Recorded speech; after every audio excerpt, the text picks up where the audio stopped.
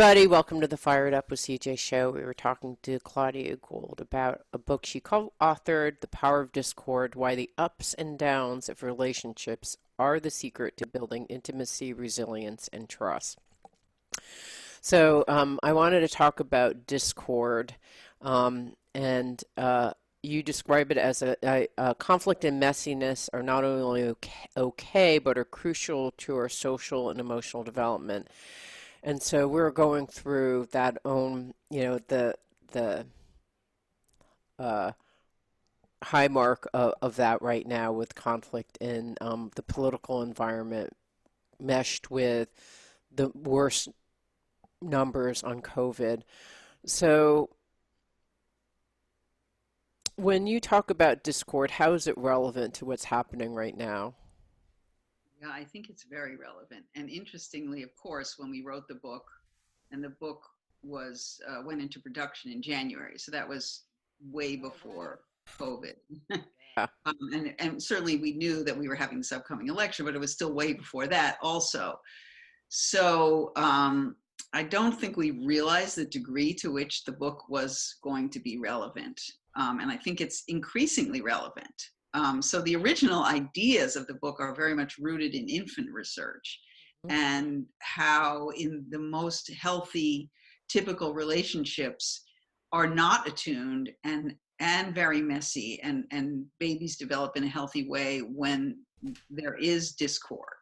So Mhm. that's so the idea of the book is very much rooted in research over 40 years. So now I'm going to make the big leap to extrapolate that to what does it say about the massive amount of discord in our world today. And I think it's very relevant. I think that we've had, you know, people in our country in many ways on a massive scale. Many people have felt not heard and like they don't belong. So Mhm. we talk about how in the child feels a sense of self when somebody listens to them, and I think we have sort of a massive experience of people not having that Mhm. for many different reasons. Um, and I wonder if there was just so much sort of suppressed, repressed kind of shame, because often when you don't feel seen or heard or understood, it leads to feelings of shame, feelings of rage, Mhm. all sorts of really ugly feelings. And I think we've seen a lot of that in our country. Mhm. So if we look to babies to find the answer to what to do about all of that, um, it's to get back to those root senses of trust and belonging that, we can talk on this level about policy and uh, income inequality. I mean, all of those things we really need to address. But at the base of it all is to be in relation with each other and foster a sense of trust and belonging. And I actually, at the very end of our book, we talk about that, how kind of the strength of our country is in the many different people who live in this country who don't understand, might not understand or know each other, different races, different genders, different sexual orientations, um, and uh, different histories. This is the strength of our country, but only if we value as a basis listening to each other and seeing what the other person's perspective is. Now, um, so I think that I had somebody write a review saying, well, just at the end of the book, it got really interesting. So maybe we have to write another book after we see where this is all headed, because that's my hope, is that this lesson we get from babies will able to be applied. Mhm. Um, I mean, I think it's difficult because obviously there's also, when people have been the recipient of hate, that listening to the other person is very fraught. So it's a very complicated task, but I do feel that if we agree that trust and belonging are the core aims of our world and then build on that, then that will help us to go in a healthier direction. So um, I volunteered for the Democratic National Party to make phone calls, and they had a script that we had to read. Mhm. And so I was calling a gentleman in Texas, and he was second or third generation Mexican family who's registered as Democrat. And he, I think, was truly not sure who he was going to vote for. He was feeling a lot of pressure for feeling belonging with his own set of family that's like, you need to vote for Biden. But based on his experience in Texas, he just really wanted to vote for Trump because he had felt he had all these different reasons why. And it was really interesting because I was reading off of a script because that's what they tell us, do not defer from the script. The script was written in a particular way. Don't try to like free what, just read the script. Okay, so I was just reading the script. And he said, listen, can we have a real conversation? And I said, sure. And he's like, why are you voting? Why do you care so much? Like what's in it for you? Why do you care so much? And I told him my particular reasons, and I said, well, how about you? Tell me why you care so, what are the issues that worry you? Like what you had said, economy, what specifically do you worry about? And he worked in a wind farm, and his parents both worked in fracking. And he said, you know what? Um, it's the first time that we've ever been able to afford a house.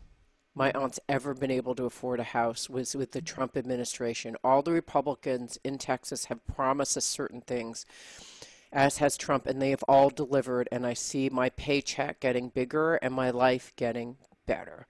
And I also hear, you know, Biden's position on fracking is X, and this, and he like listed all the different issues that he had, and it was the first time I'd heard anything because I'm in Seattle, so I don't hear any of these things about fracking and different claims about Biden. And, it was just so interesting. And it really stunned me. This conversation really stunned me. And I thought, wow, he's probably, he listens to the radio when he's in the, he's with his pals or listening to the media where he lives in Texas, and they are told a certain set of things about their reality, and he believes all those things are true. So why isn't that also true of me? Like, I also must be in my own delusional bubble here in Seattle, Mhm. listening to media, thinking that my sense of media and my understanding is true too. But, and if I were in the position where I just heard every single day the same story and narrative, why would I? I mean, that is my belonging in the state of Texas. This is what I believe. It's all around. It's in the air that I breathe. Why wouldn't I vote for Trump? I mean, I honestly don't know if I were in that same situation, if I also too wouldn't vote for Trump. I mean, it was just very interesting to have that dialogue, and I think for me that was the most eye-opening out of anything I could have read or studied or whatever. It's just like hearing his Mhm. real benefits that he got from his beliefs and who he wanted to vote for.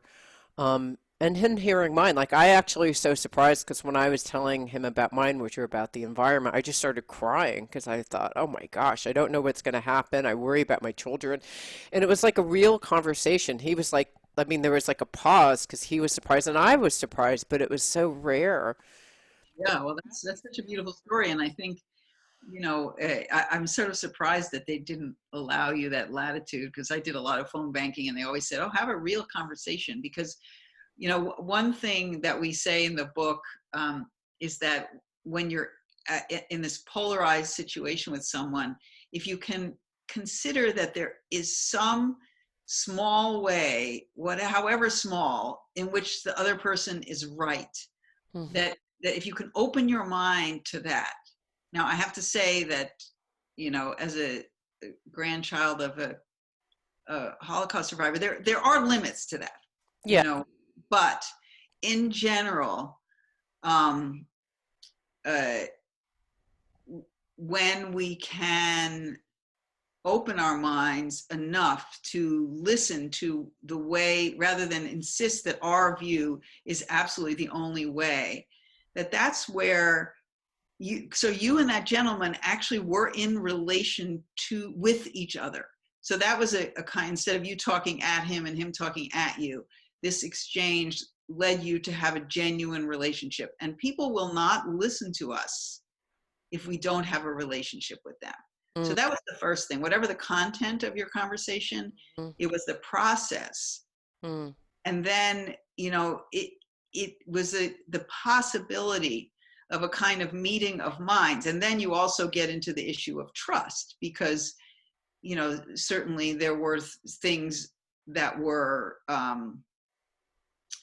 misrepresented, perhaps. I mean, now I don't want to get into the weeds of politics, but certainly around fracking, and if you were to just say, "Oh, that's not true," and he wouldn't listen to you. But because you had worked through this messy, uncertain moment with him, there was a possibility that he might say, "Oh, really?" Um, and he would be open to hear your perspective on the environment and the kind of complexity and uncertainty of the whole subject, rather than, no, I'm right and you're wrong, which is how you started the conversation. Right. Well, I don't know if I started it with "I'm right and you're Yeah. wrong." But Well, from his perspective, like, I don't know, maybe that's not right. You di- each were on different we had different ideas on who we were going to ideas. vote for. And yeah, I actually was not there to necessarily convince him to vote for Trump. I'm like, here's why I voted, or vote for Trump or not vote for Trump. I mean, I was like, here's why I voted, where I'm going to vote for Biden, and here are the reasons. And, and he actually felt tension because he wanted to follow his family, legacy, but he just couldn't. And it was interesting too. So I do think that a lot of it was building intimacy, trust. And I don't know how resilience builds into that, but I'm sure it's like at that point when he's like, "Will you just have a real conversation with me?" I could have been like, "Well, no, I can't, I just want to read the script." I could have just like, but I was like, "No, this is a stressful moment and I just have to be real because I cannot just read the script." And perhaps I misunderstood the directions, but I think that's what when I was trained I was supposed to do. But I do think that um, creating that sense of calm when you're facing the unknown and saying, I don't know. I don't, like I don't really know enough about Texas and what's happening with you, and I don't really know what they're saying or if that's true or not. I don't know anything about fracking at that point. I then did subsequent research and said, "Hey, I'd like to send you, I'm going to send your questions to the party and they'll get back to you." And they never, and then it was clear that no one was ever going to get back to him. That's the thing that disheartened me because I wrote and I said, "Here are the questions." And they said, "Well, have them go to Biden.com." I went to Biden.com. I couldn't find any of the answers to any of those questions. And so I just actually sat and looked up. I went on the internet and I did all the research and I said, "Here's some resources from Fox, which you probably trust." And they talk about fracking and how some of the things that you're saying that have been told to you are not quite accurate as this article will portray. Here's an article from US News, which I don't think is political at all. So I try to get news sources great. and then just send him back. And I don't really, I didn't hear back from him. I don't know who he voted for. It doesn't even matter to me. What matters to me Right. most is just the experience of reaching out and how Yeah. normally we do that and how we don't really understand the full picture, right? Like honestly, if I got a house for the first time and tax refunds that I never got before, and I'm feeling my life is going up and having possibilities, and I believe what I've heard on the news that that's all going to be coming to an end, I'm also not going to vote for Biden. Well, that's the key. But I think you're right that it doesn't really matter Yeah. what he ended up doing, because now the fact is that we all have one leader, and we all somehow have to come to some kind of meeting of minds, and this is the beginning of that kind of process of saying, well, yeah, instead understanding the other person's perspective. Yeah. Um, and sort of another core idea in the book and in all of my writing is about how we don't we're all separate people and we all have our own motivations and intentions, and that we really, the bonds of relationships come from being curious about each other's motivations and intentions, and that's most powerful when you're a child. But Mm, it's true that people don't seek to just control your behavior, but rather to wonder about why you're having a meltdown over a sippy cup. And that's a developmental process that's still important, you know, to us as adults, to have somebody be curious. I mean, I'm sure that that gentleman, the fact that you were curious about his motivations was something that really helped him to be connected with you. yeah. Yeah. I have no idea, but I'm not sure, but I think maybe perhaps it did based on your research. I have another question. Blame, playing the blame game. You mentioned that in some of your research. Tell me about what you found with respect to blaming. Well, whenever I, as a pediatrician, emphasize, or anywhere that I speak, whether to parents or professionals, when you talk about the primacy of relationships, because we live in a kind of how-to culture, you know, there's kind of a drift very easily from relationships to, if things go wrong, it's the parent's fault. And rather than that there are two people in every relationship or more, and each person in the relationship has a role to play. And once you recognize that, that then the sort of need to blame someone evaporates. That each of you, I mean, again, I'll go back to your example, you know, each of you had your own perspective. So, and it was kind of a dance, and you started the dance really far apart from each other, and as you danced together, and you know, so it wasn't either of your fault. And just in the same way, when a parent is struggling with a very fussy baby and has also maybe some issues with depression, it's not the mother's fault it's not any more than it's the baby's fault. Mm, It's two people who are navigating a relationship that for various reasons is not going well. mm. um, and then each of them has a role to play in I mean, in the case of a baby, the parent obviously has an outside role to play, but in making it go from a mutually what we call dysregulating relationship to one in which the two of you uh, calm and connect with each other. But then, if you're living in an environment where, you have a mother who is, addicted to drugs, never there,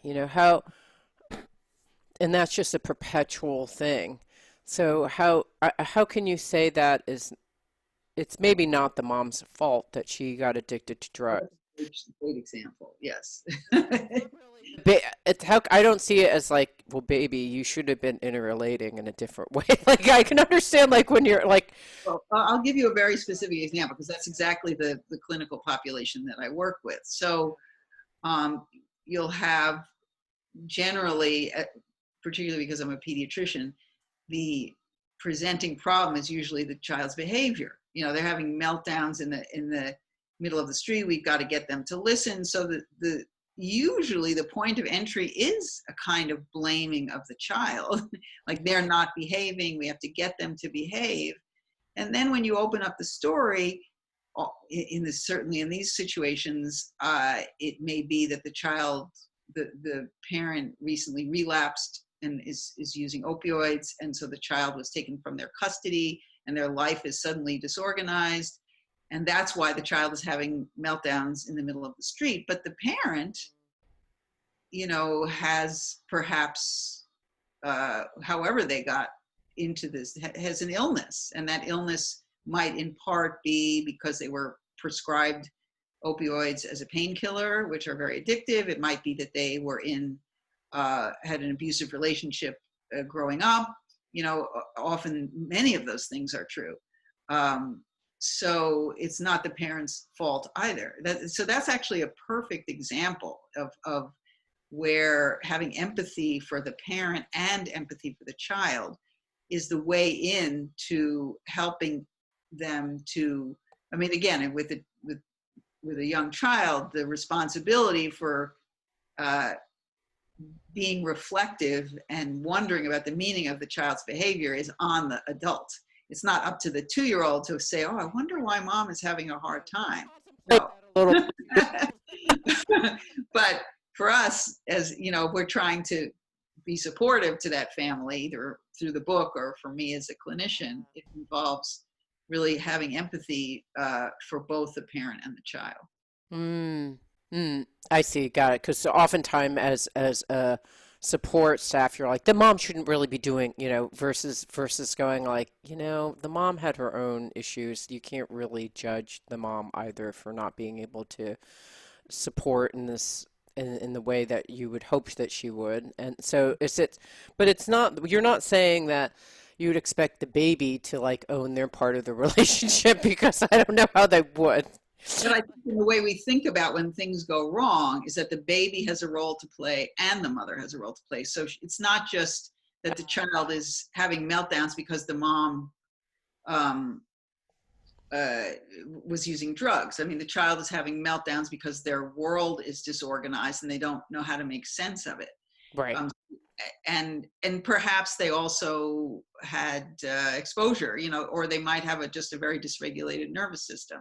So there are qualities in the child that Mm, affect the mother, and then there are qualities in the mother, um, her own struggle with substance use, uh, her own trauma, that then affect the child. So not that it doesn't help to say it's either the child's got a behavior problem or the mother is a bad mother. Neither of those approaches is fruitful. Rather, how are they in the moment? We go back to this moment to moment. In the moment, how are they helping each other and how are they not helping each other? I don't want to say hurting each other, but how are they getting each other more upset? And can we switch it in a way so that they can calm each other down and lead to more of a co-regulation? But the root to that is through the mother, because like you said, it's not the child's responsibility to change that, but it's viewing the child not as the problem nor the mother as the problem, but rather the way in which they interact with each I other. get it. I get it. So if I were that mom, it's like I'm not blaming myself and going like, why can't I do this right? Nor am I blaming the baby. You should really stop being crying here, like we're in the store. It's just like, So what often happens, which is how I found my way into this, is you have a 2-year-old who in that kind of, well, not a 2-year-old, but let's say a 3 or 4-year-old ends up getting labeled with having some kind of psychiatric disorder.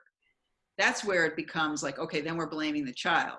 But rather than saying, oh, the child has something wrong with them, this is a way in which these two are interacting with each other that is not helping development. And how can we help them, rather than saying, okay, well, this is your disease, how can we help understand your behavior and help your mother to understand your behavior in a way that will help you both to grow in a healthy way? Because once the child starts to calm down, then the parent feels better, and then it can actually be healing for both of them as things start to work better in the relationship. I get it. So I can see how, my I know of someone who is part of a media organization, and it's a very liberal media organization in the West Coast. And he was saying that the media organization said, like, I don't really think we should. It's like we need to keep representing our point of view and not like and not stray from that, like like if when we start reaching out to understanding the other point of view, it's like before they understand our point of view, then like what's the purpose? And it's just this whole kind of, now I understand Like if someone is transgender and feeling insecure, and like their survival is at stake, trying to understand someone who feels like is against them seems to be counterintuitive, right? It's like, why don't you understand my problem of which you're to blame? And and it was very interesting to just hear that.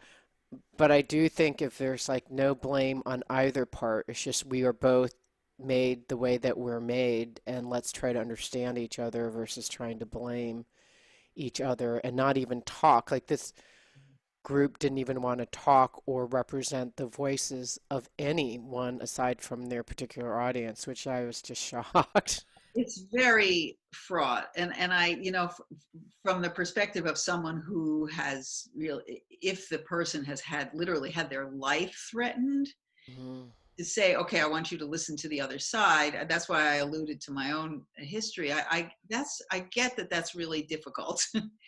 But if it's so, there are ways in which maybe there are at the extremes that kind of empathy is hard to come by. But most of the um, polarization is not at those extremes. Mhm. Um, Most of it is misunderstanding and not knowing what is it to be transgender, or just not wanting. If you can kind of get inside the experience of the other person, that's much more likely to lead to growth and healing than if you just say, just shut down the conversation and don't even listen to what the other person has to say.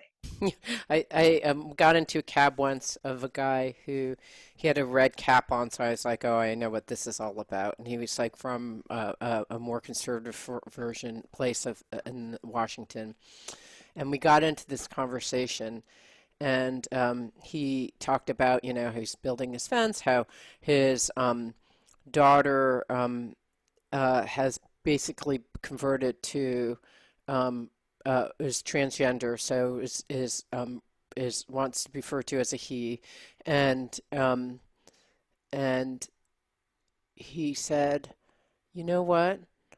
I love fishing, and if someone told me I couldn't fish, I'd be mighty mad about it. So if my daughter wants to be, now he referred to as a he and represent his life that way, then who am I to stop? And it just like the whole thing just broke Wow, that's great. to pieces because I thought, one, I had nailed him because he had this red Trump hat on, but he was like one of the most open. I mean, and he just it just distilled down into the simplest, what I like fishing. No one's going to tell me not to fish. Love that. That's Just like the best. That's my best story ever of how perceptions can be so wrong. And I mean, it was really astounding. That was really that there are a couple of conversations that those kind of conversations that you have that just literally change your perception about, well, it changes your sense of how much you know, which is that I don't know anything. And the more I go down through life, I realize I know nothing. I mean, as many people as I work with, I just don't know anything. You just never know, and your perceptions about what you think you know are oftentimes wrong. So, yeah. well, this has been a lovely conversation. We've been talking to Claudia Gold about her book, The Power of Discord: Why the Ups and Downs of Relationships Are the Secret to Building Intimacy, Resilience, and Trust. Thank you so much.